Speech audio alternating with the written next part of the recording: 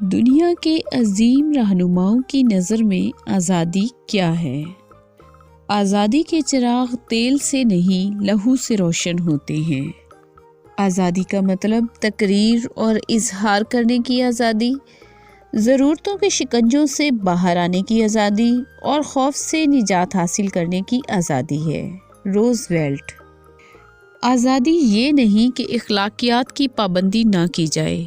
آزادی کی جنگ کوئی لڑتا ہے، آزادی کے ثمرات کوئی اور حاصل کرتا ہے۔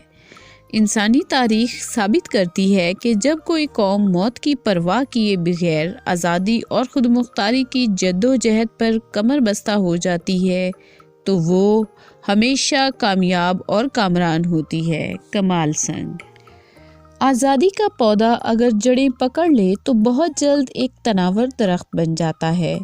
جنگ و آزادی لازم و ملزوم ہے، اس لیے جو لوگ اپنی آزادی کی حفاظت کے لیے بھی لڑنا پسند نہیں کرتے انہیں چاہیے کہ وہ آسمانوں پر جا رہیں۔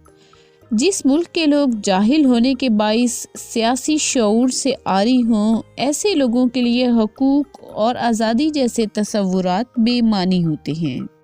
بدترین غلام وہ ہے جو اپنی آزادی کے لیے کوشش کرنے کی بجائے اپنی غلامی کا جواز پیش کرتا ہے۔ لینن۔ آزادی کے مخالف جب آزادی کے حق میں کی گئی تقریروں اور باتوں کے جواب میں کوئی دلیل نہیں دے سکتے تو وہ چیختے چلاتے ہیں اور گولیاں برساتے ہیں۔ انسان آزاد رہنے کے لیے پیدا ہوا ہے۔